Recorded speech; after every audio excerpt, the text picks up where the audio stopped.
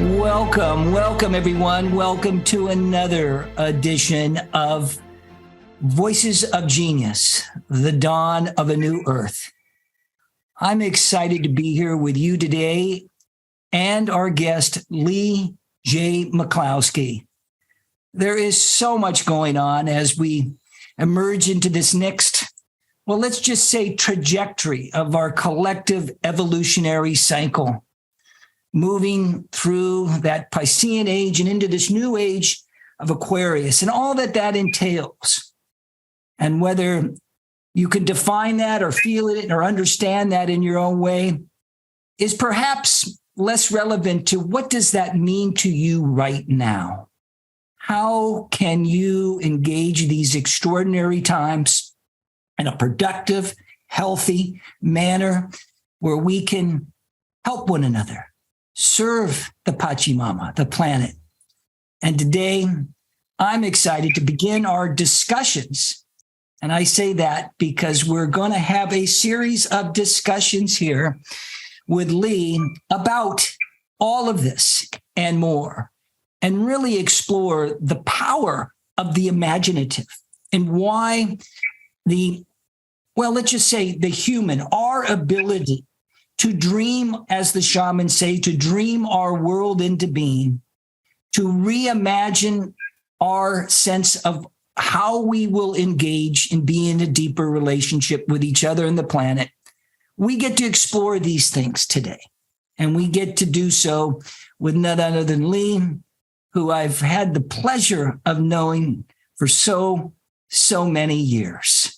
Welcome, Leigh. Thank you, Adam. And good to see you after all these years. Yes, indeed. After all these years. Yes. Does go by quickly. Yeah, they certainly do. Well, let me share with each of you a little bit about Leigh J McCloskey. Leigh is an artist, an author, an actor, and a visual philosopher, amongst other things. And his highly creative life has been devoted to exploring the symbolic, the archetypal, and the hidden aspects of the psyche and inner self through his art, scholarship, books, and experiences as a convener of the conversation, this wonderful conversation about our humanity. And as an actor, and as a husband and father and grandfather, I've come to know Leigh as well, a brother, a dear friend, a real comrade in our own collective destiny. And Leigh lectures both internationally and internationally, and has given numerous talks and presentations on the art and significance of visual philosophy. He has written, illustrated, published several books, including his masterpiece of art and writing, The Tarot reviewed possibly as the most significant contribution to the tradition in over 100 years. And we'll let Leigh share a little bit more about how this all began for him in a moment. But I do want to say that there was a point that struck so many of us in more ways than one on 9/11/2001. And this is when it really began to emerge from his home studio, which he calls the hieroglyph of the human soul. And without further ado, Leigh, it's great to be here with you. And before we get started in some nice video pieces that will share the hieroglyph and where we can journey with you into the depth of your work, into the depth of your genius, could you please share with us a little bit about, who exactly are you? And what is that sense of your own soul's work in the world, or wherever that wants to take you? Because for some time, I've been fascinated and curious about what is emerging in and through you. And the imperative now for your work to fully express itself. So it'd be great to know a little more. Please share with us. You know, Adam, one of the gifts that comes from years passing quickly is that there is the ability to look back and sort of see more of the mosaic of one's life and the missing pieces or the things we can't put together as we're moving through them. But as we look back, we realize, oh, this was a much more interesting play than anything I could have known beforehand. And I joked, but it's rather true about how I feel. I feel like a man who spent most of his life walking backward into a room, meaning that it's not the forward motion of things, but actually this, as I've moved through life and as I've followed questions, it developed, and no one's actually more surprised than I am, this double life, this life as an artist, this life as what became a visual philosopher. And I was very fortunate because I grew up, my dad was a painter, an artist. My mom was a teacher. And my dad would always say, when you can't talk about something, paint it. And being an actor, I used that tool when I was at Juilliard studying acting. I started trying to connect with the characters emotionally by using paint as a medium of expression, not as an illustration of something, but actually as a direct connection to the energy, to the vitality, because I was looking for character. And I realized that over the years that my professional life as an actor created in me a highly protective side about my life as an artist, as what would become a visual philosopher. But when I was doing the television show Dallas in the early 80s, Carla, my wife, and I moved here to our home that we live in now. And I realized that success in one creative life, or what was called success, led to the realization that many of the questions I needed to ask, many of the conversations I needed to have, I couldn't look to my professional life. I couldn't look to the life of an actor for that type of nourishment. So I began opening my home, and I've done so now for the last 41 years, to weekly discussion groups. And I had a 25-year Theosophical discussion group, and to balance that, looking at Western inner tradition and really spending Tuesdays and Thursdays looking at everything from alchemy and Carl Jung to Blavatsky and Theosophy to the Hermetic and ancient teachings, because I'd always felt that we had inherited this great treasure from our ancestors. And it wasn't given to us. We had to show interest in it. And so I didn't start out with a grand conceit that I would do something. I just kept tending this other garden. And my life as an actor allowed me to, in a way, live without having to turn my art into a way to make money. So I could use it as simply a way to ask questions. And over the years, it became, as the discussion groups became, in a way, it grew to become the greater real. And you had said about 9/11 and that remarkable trauma and tragedy, and what it triggered is that for me, that event triggered what began my work on my studio, called The Hieroglyph of the Human Soul. And I really feel that that's what my life was working up toward, meaning that the actor in me freed me to have what we call suspension of disbelief, not over-identifying with archetype, but to actually be able to journey, to embody. And I had done this with my tarot revision, which I had spent 17 years on. And I had published that right around the turn of the century, right before the collapse. Well, not published, but there was a type of emergence of this one work, which was on the archetypes and the mythic structure of the psyche.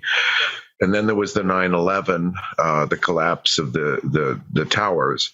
And in that collapse, then that triggered this other work, this Hieroglyph of the Human Soul, in my studio.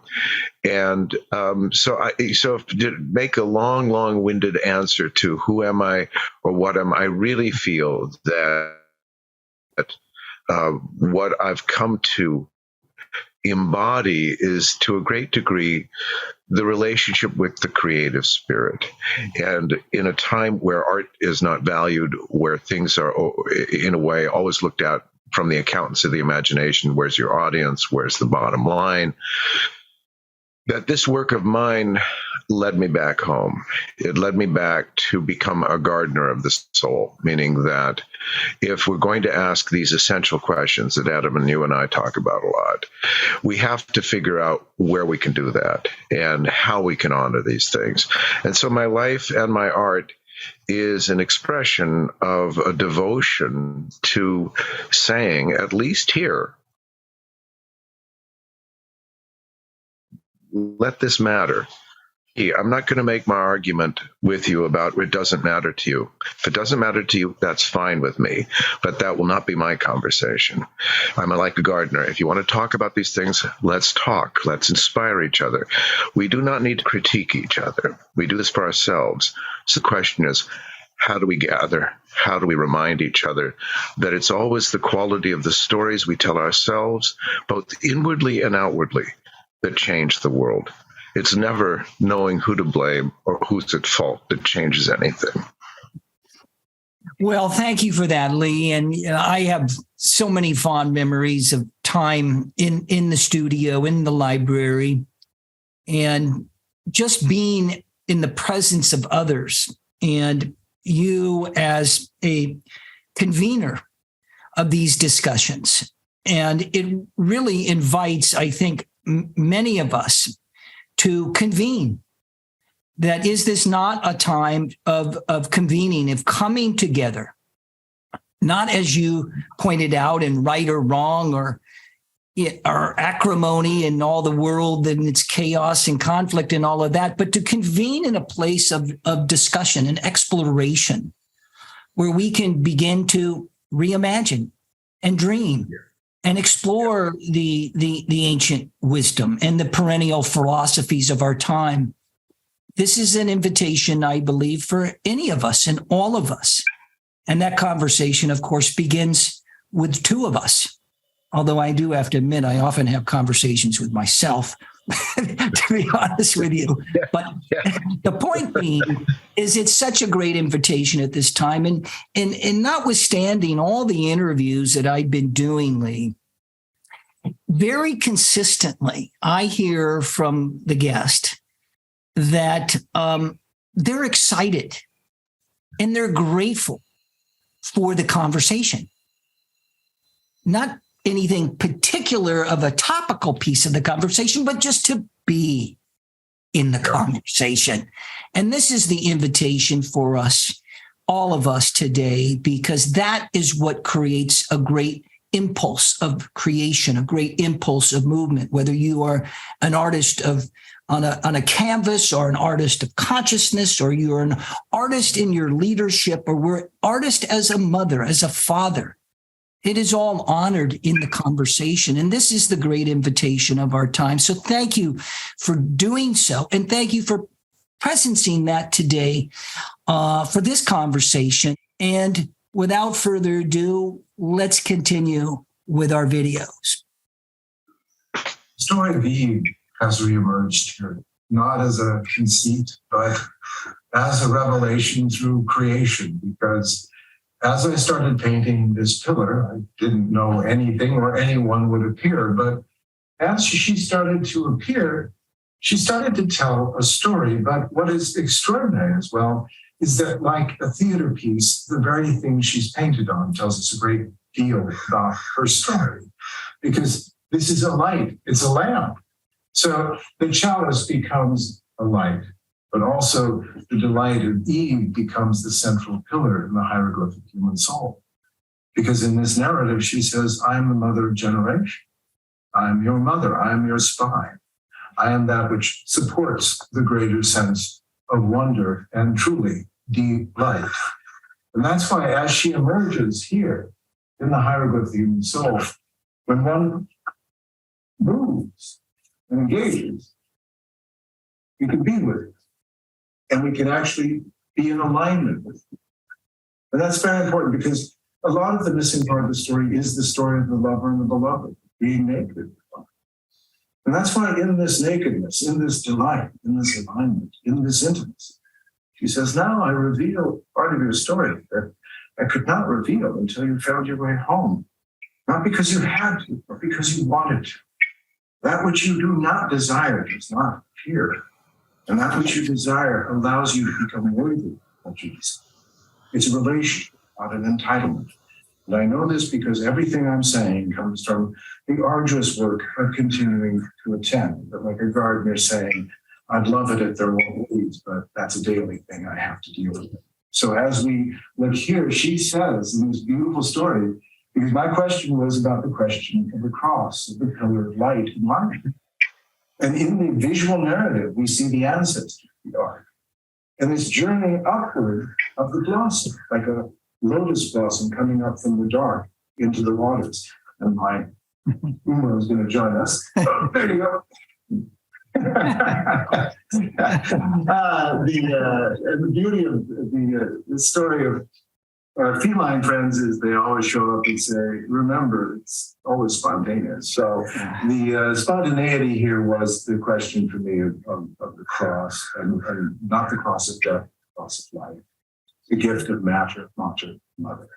And the story revealed in her journey is that it's the story of the opening of the womb, meaning when male and female come together, when love and thought come together, we create life. And from this life, there is blossom, there is beauty. This is why her eye is single. The eye of truth is this eye. And is it not this eye that we are born into time with? Wonder drawing us into every world, every history, every possibility. And then we stand up and it goes into these two eyes. We see the night and day, the good and bad, and we try and find ourselves in the changing of things. But she said, and it is beautiful because we're able to engage literally our body to body. If you want to know me, hug me. You want to know me really well, even tighter. Mm-hmm. You want to know me even tighter. Your love is what opens the eye of wonder. And this is what, of course, illuminates the entire library. It is the light of the soul that each of us carry. She told me the story, Adam Reborn and Eve Restored. It became my third book. And every time I read it, it reassures me that our story is much more beautiful than we think. And if we're just willing to share it a little bit, maybe we'll remember that we're artists of consciousness. We're not here to collect consciousness. We're not here to define consciousness. We're here to honor consciousness. And that's the story of the lover. That's the teachings of the Buddha. It all began here with the emergence of Kuan Yin on 9/11/2001.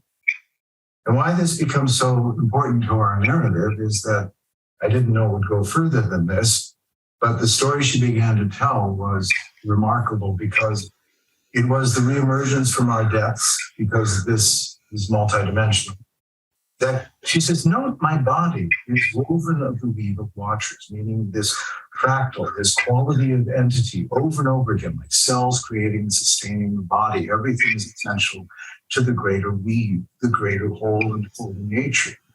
And her story is this truth that we are woven of all qualities and conditions. And finally, we are going to move into a time of returning to the truth that we are the outcome of a great adventure, now given the gift to animate it, not by having to prove something to someone else, but by having to honor something that allows us to realize that we're part of a remarkable adventure. And this is why the mother was the first to return. She says, I love all of my children. I love all of my atoms and all of my stories, all of my books and all of my libraries. I'm not interested in what you hate or what you burn or what you don't like. You might not know it, but that's all essential to the greater weave of who you are as human. And we're home. As I said here, we fall off the scaffolding of our grand conceits in intimate space, on human scale, upon linoleum, the ordinary. We discover that we are beings, that we're given the gift of unique consciousness that said, all I'm doing is waiting for you to become worthy of what you seek to know. Here we have emergence of mothership, revelations in me. And she tells an extraordinary story. I was asking the question, painter, as a philosopher, dweller in ideas. I said, well, what are these orbs? Because I was photographing these strange light anomalies in photographs. And rather than having an argument about disproving things that no one can either prove one way or another, I followed my father's design, which was, he said, well, you can't talk about something, paint it. So I started painting the orbs, but then she emerged with a much more interesting story and a much more interesting question. Because she says, note, she says that my crown are not jewels, but tears. So the question now is the story of being woven of this great ancestral journey and the gift of the apple, the journey of matter, mother, the knowledge of our atoms. And she asked me a question. She said, when did your atoms become so generous to stick together to create one of you? When you begin to perceive this level of generosity, you will begin to remember who you truly are. And in that sense of generosity, she starts to reveal not revelations in black and white, but pink. And who can be angry at pink? It's a subversive color in the best sense of the word because it cannot be resisted. It's light. It's effervescent. It's even as champagne. And at this point, she's telling me, it's not enlightenment, it's enlightened up. Come on, laugh, smile, stop trying to figure it out, enjoy yourself. And that's why such a great story that the qualities of innocence, of love and thought, male and female, finally reveal this greater vision, this greater ancestral arc that across the ages we've been journeying in order to blossom. And now she holds the truth that each of us that stand here, we are the one that sees out into the world. But we are that is not lost in reflection. We are the primary source. She says, trust yourself. Your hope, the outcome of all of these words. And the gift is you hold these words. And so what if your adventure began? So the great question is, and that's what we do. So the question of I love, therefore I am, brings us full circle. Brings us back to the story that as I stand here in front of this portal, this gate, we start to realize the relevance of the yoni, this relationship to the shape itself. That when the praying hands are like this, the resistance holds. But when the qualities honor one another, they open, things begin to flow. But the important point is that here, that we begin to realize that it always symbolizes the story of being born from one condition into another, whole and holy. That when air passes through our larynx, it becomes sound. When we are born, we are not born incomplete. We are born uniquely into another world, whole and holy. And so in this question of birth, of matter, mother, we'll see the great journey of the goddess of Kundalini into the story of the twin self in the beginning, first in the physical world of archetype and direct connection, community with nature, in the dark archetypes, those which we cannot see directly, but are in our very root source. But in this painting, it started to say, see me also as a great being. Because what happens here then is the story we have of the mother and the gift of unique birth, and the great apple once again being the gift of the knowledge gained from this great journey. So maybe returning home is quite literal, especially in this case, to return home and to find not the answer in more objects or different objects, but to see the deeper beauty where the objects themselves might hold a dream because we're willing to ask questions, to explore. And if we're lucky, who knows, those dreams themselves might have a conversation that turns out to be something we can share with others. And that's why I'm delighted to share this with you, because I live here, I love here. This is passionate to me. This comes from love. There is no critique, but like a happy librarian, I say, your book is valued, your story is valued. And if I've learned anything from Mother, she says, I love you. And that's a good enough story.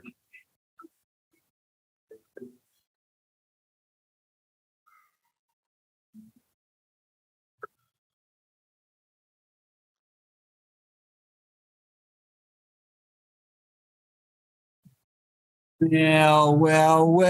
Here we have it. That does bring us home in so many ways, Leigh. And I'm enjoying this journey here with you today. In particular, not that I haven't enjoyed other ones in the studio, but I wanted to just share it kind of here with everybody. It's because I've had the pleasure of being in space there with you, being in the library many times in conversation and exploration. And I've just enjoyed so much this piece that brings us into relationship with key components, key aspects or angles or light or love of the studio. And I've realized it's more alive than ever in myself, and it's also in all of us in so many ways. And I want to kind of explore just a couple more things with you, because when you were holding the chalice and the lover and the beloved and squeezing it and bringing it in and bringing it in, it made me just say yes to this next part of our journey. And I would say, kind of interestingly to me, with this dearth of information in the world, this information age and all of this, I ask myself continuously, how do we grow corn with it? How do we grow corn with all this great wisdom in our lives, in this emergence of our new story together, individually and together? And how would you like to share this next part of our journey as we leave this conversation, we enter into our lives, as we begin to reimagine, as we become the visual philosophers ourselves into deeper intimacy, our return home to the great mother, the beloved within ourselves and ourselves and others? What is your thoughts on this and feelings on this, Leigh? Because these are extraordinary times. I realize that, and I think that that's why I can point to the work and the studio and really talk about that, because the question I had, and I think that we have, is how do we live with our myths? What's the importance of it? Why do we even care about these things? We're not fighting dragons, we're fighting low self-esteem. What's going on here? It's like, but I realized that's the forgotten. That's what's been overlooked. And I think that's why this art and the conversation here about let these things matter to me. Let me become a gardener of the soul, not to prove something to my neighbor, not to have a conversation that is about the existence or non-existence of this, that, or the other thing. But let me create that which allows me to say, at least here, this matters. This will be my altar to everything that makes me say yes rather than yikes. And maybe this is what will turn out at the end of days to be the greatest and truest vision of things. Not the chaos of what I see on television, not the opposition of political forces for or against, but actually that part of our poetic heart that said, did you take time to say, at least here? And maybe it's just in one room where I can close the door. Maybe it's in a part of my garden, or maybe it's some place that I create a little garden that I'll say, this is where I cherish the universe. This is where, when I look, I'm grateful. Where I say, thank you for allowing me an opportunity to maybe not heal everything, but like a gardener, to grow something beautiful in a small space. And because I pay attention, I realize maybe size really doesn't matter, but intention does. And that if enough of us have the intention to grow things intimately rather than to prove something to someone else, I truly believe that this is how we restore a belief in who and what we are. And we've talked about this, Adam, but I see so many different individuals who I say are now on the same page. We're languaging it differently, and we're telling different stories. But when we get right down to it, we're all having the sense that we must be the participant in our own narrative. And if I am afraid, then only I can figure out how to give myself permission to not overcome the fear, but to forgive the fear, and to begin to, like a gardener, plant something that says, I recognize this fear, but I now choose to grow something that says, I will counterbalance this with yes. I will allow myself. Do you see, we start to cultivate ourselves, because that's the key to this gardening of the soul, is we are that garden. What we pay attention to pays attention to us.